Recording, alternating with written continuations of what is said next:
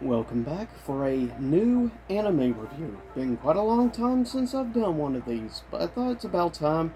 Shows, if you watch my secondary channel by now, you know whenever I do reviews now, I wear this Blockbuster shirt. As a sign, a movie or TV review. So with that said, it's finally time to discuss my favorite anime of all time. And the namesake of this YouTube channel. This is going to be just a basic review of Season 1 of Dragon Ball Z. So, whether you prefer the classic Rock the Dragon, the Toonami, or the DVD release DBZ music, or the classic Chala, pick your opening music of choice. Anyways, get to it. Basics, of course. Dragon Ball Z picks up basically around 10 years after the end of the original Dragon Ball, when Chi-Chi and Goku are getting ready to get married at the very end of the series. And then we skip 10 years, and they're going to have a little reunion of sorts, and we see also now Goku has become a parent, with Chi-Chi having Gohan introduced at about 5.5 years old.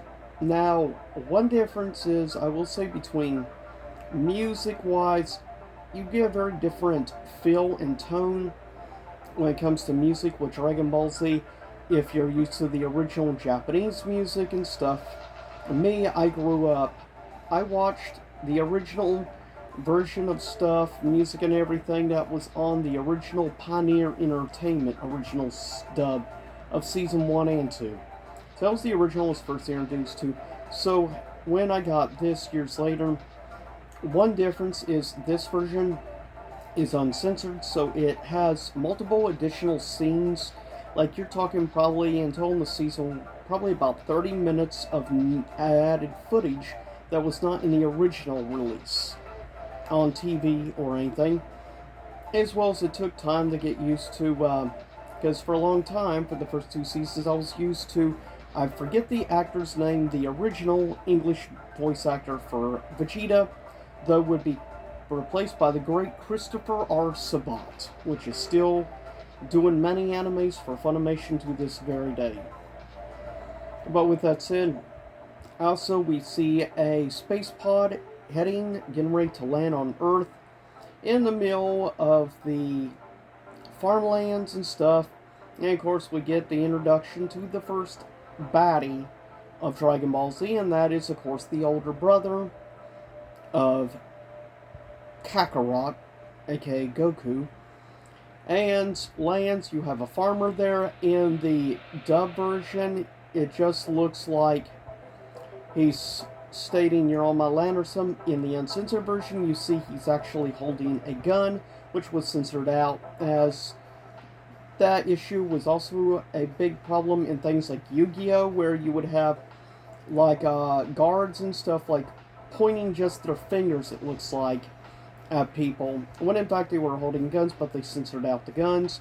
But that was 4 years of entertainment for you. But with that said, we got introduced to Raditz, which first comes across with his scouter and sees, of course, a fully adult Piccolo, or Piccolo Jr., as some people refer to as, but for me, I just say Piccolo. As well as then ends up tracking down, of course, Goku, with also introducing his son Gohan to Bulma, Master Roshi, Turtle, Krillin, all the old group. It's interesting to see interactions and things. And then, of course, then Mr. or rather Raditz decides to show up and kidnaps his dear nephew to force and tries to figure out what's going on, why Goku did not go through with his original intention when he was sent to Earth many years ago, right before, of course, Frieza destroyed the planet, though obviously at this time period in the show, it was instead mentioned that supposedly a giant asteroid collided with the planet and destroyed it. So, yeah, interesting, but nevertheless, we end up finally getting down. Piccolo and Goku have to team up to defeat Raditz. In the process, Goku has to sacrifice himself, but that's after Gohan snaps, destroys Raditz's space pod, and snaps. Then Raditz sees the true inner secret power and stuff within Gohan, his untapped potential, which is far surpasses anything Goku could do when he was the same age as Gohan. But at the end, Goku has to hold Raditz in place, and Piccolo uses his, at the time, brand new technique, Special Beam Cannon, which is what I will always remember the move called, not the original name. But, of course, sacrifices Special Beam Cannon, does blast straight through the chest of Raditz, and then also kills Goku. So, and then find out that also learns about the Dragon Balls, and is overheard thanks to Scouters. We learn two far more powerful Saiyans on another planet, which end up going towards Earth, and they have a year to prepare.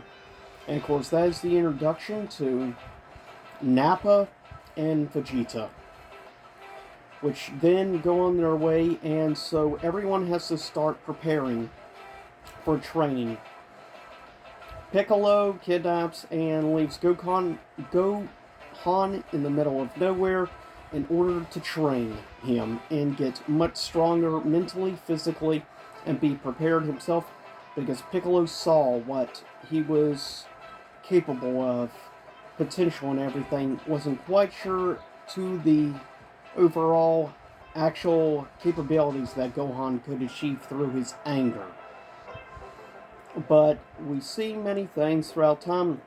As time goes on, Gohan learns in order to rely on himself, but at the same time out of ways without being seen. Piccolo watches over and makes sure nothing really bad ever happens. Of course, we also see in episodes where Gohan falls asleep and then wakes up and sees the full moon, which hadn't before, and of course transforms to an ape. Luckily, in the end, Piccolo is able, what he does is blow up the moon so he can't transform, and then cuts the tail, though that happens more than once throughout just the first 2 seasons. Gohan loses his tail 3 times, I believe, in total. And interesting. Plus, you also have Gohan meet many other characters in many different adventures he has while training and on his own on Earth. As well as we see then Piccolo's friends, the Z Fighters, go to the lookout to meet, of course, the Guardian of the Earth, Kami, which is the other technically half that Piccolo is. And they start training under him. They face ghosts of the past through this time travel room, facing old Saiyans, but they learn that they are far weaker than the Saiyans that are coming, and so they have to continue grow stronger. And then we have Goku, which goes to obviously the other world to meet King Yama, is introduced by Kami. Then Goku's interesting adventures on Snake Way, which is some of my favorite personal time throughout all of Dragon Ball Z, is Goku's adventures on Snake Way. It's just awesome. To this day, I have a great amount of nostalgia for the Snake Way time period for Season 1, which is why I think many people like myself look back very fondly at Season 1 of Dragon Ball Z. Definitely. He ends up meeting characters along the way, falls off accidentally off Snake Way into technically Hell, though in the censored era it was called HFIL, Home for Infinite Losers. Us old school Z fans will always remember HFIL, but kids today who have just the uncensored versions of Z will never understand about the HFIL jokes and memes and everything. They will never get it. And it's very interesting looking back at that. We have races and stuff between him and those 2 different ogres, which make cameo appearances all the way even up make appearances like in also GT, believe it or not, and throughout all of Dragon Ball Z too, like Baby, or yeah, basically like with Kid Buu and everything, which is interesting. Also, he gets back on Snake Way and thinks that he first meets Master, or rather King Kai, but ends up being Lady Snake, and he finds that he's actually a snake and stuff. She obviously has a thing for Goku, is quite interested, tries to boil him alive, and tries many other things, and everything ends up failing. He's able to escape the snake and get the giant snake, like, all tied up and stuff, tangled up, which is quite funny. And finally, at the end, he ends up making his way and finally making it to a small planet at the end of Snake Way, and we finally get introduced to King Kai. Him and his bad puns. And at first, King Kai thought Goku was there to be his apprentice, like, for bad puns and things, which somebody can appreciate bad puns. But we end up seeing, but then he finally figures out he tests Goku to see what he's capable of before he retrieves the actual training from King Kai. First, he has to beat, first, a certain interesting, as Goku called, Little Grasshopper Man. Though first, before him, he would face off against and have to bonk on the head Bubbles, the super quick and funny little monkey, which he has to bonk on the head and something, and finally succeeds. Also, they're trained several times above Earth's gravity, so that also helps him get strong faster. But the other one, Little Grasshopper Man's calls, of course, is actually Gregory, which love the characters Bubbles and Gregory, and I get a good kick out of their interactions. Then finally get training under King Kai, and he learns a few specific special techniques such as the Kaioken attack, as well as, of course, the Spirit Bomb, which becomes a key signature throughout Dragon Ball Z. Really, we don't see Goku really use the Kaioken past like Season 4, I think is the last time we actually see him use Kaioken really in the actual show, which is kind of weird. While he still continues to use Spirit Bomb in Dragon Ball GT and Dragon Ball Super. So, like, Spirit Bomb sticks around pretty much forever. Kaioken, not so much.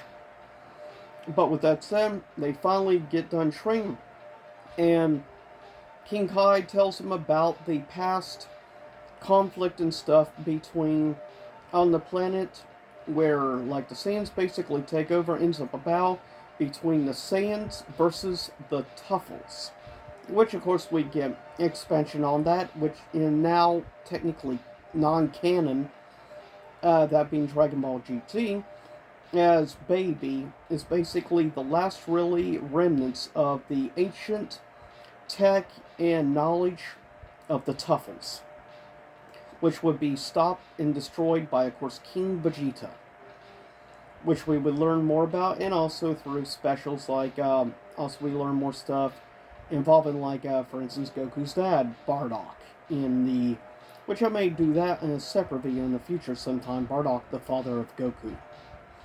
But with that said, they finish getting trained up.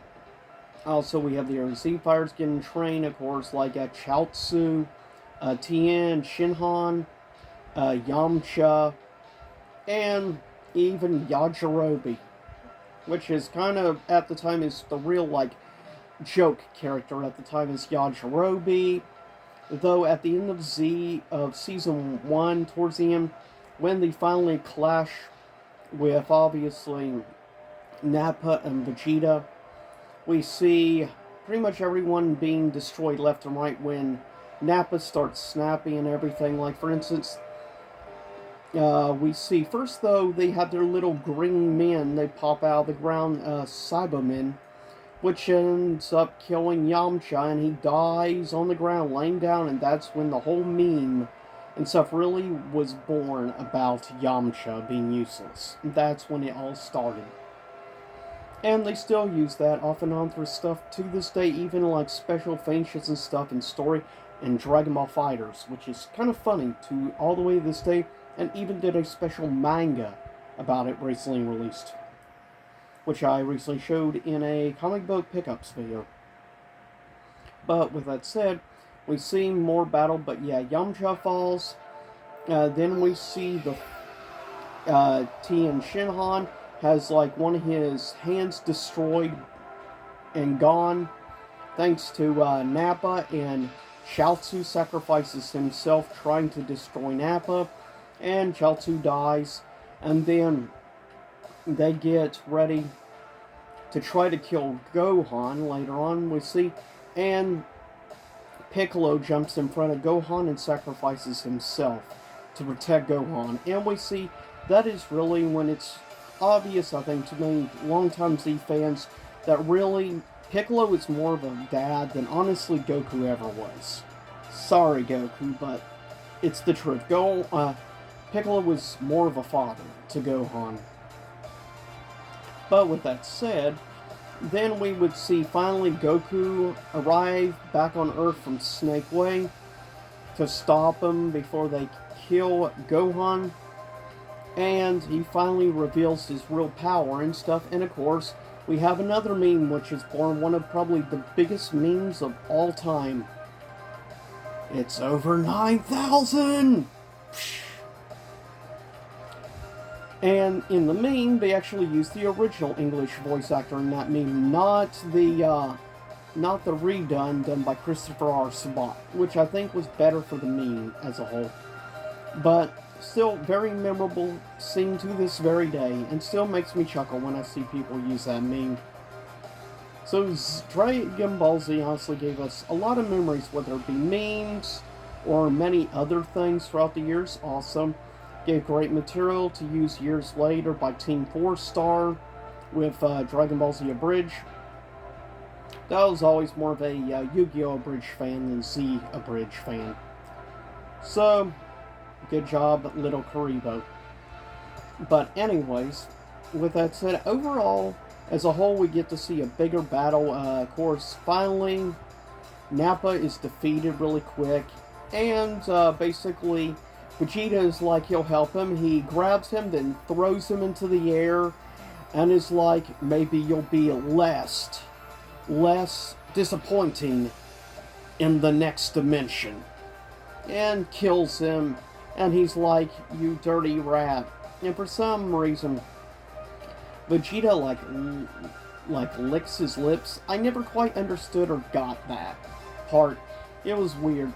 Then we got the epic standoff of Prince Vegeta versus Goku. With the Kaioken like scene where he uses Kaioken with the Kamehameha Wave versus the Gallic Gun of him, as well as other stuff. Weirdly enough, he also talks about his father being a brilliant scientist in the original English dub and stuff. It's weird, given he was obviously a warrior, not a scientist. But they didn't know, Pioneer Entertainment didn't know what they were doing when they did that original English dub at all. But with that said, still quite memorable lines and things also we see, like for instance, of course, towards the end of the battle, Gohan regrows his tail and transforms after Goku is able to stop Vegeta's 8th transformation stuff. But that surprisingly has to, a lot of thanks goes to Yajirobe for sneaking in right at the last moment with his sword and cutting off Vegeta's tail. So, for once actually in the series, Yajirobe has actually proven to be useful. More useful than Yamcha, unfortunately. Which is kind of sad. But with that said, overall, Season 1 of Dragon Ball Z is very, very memorable to this very day. And there's still great quotable one-liners throughout the time.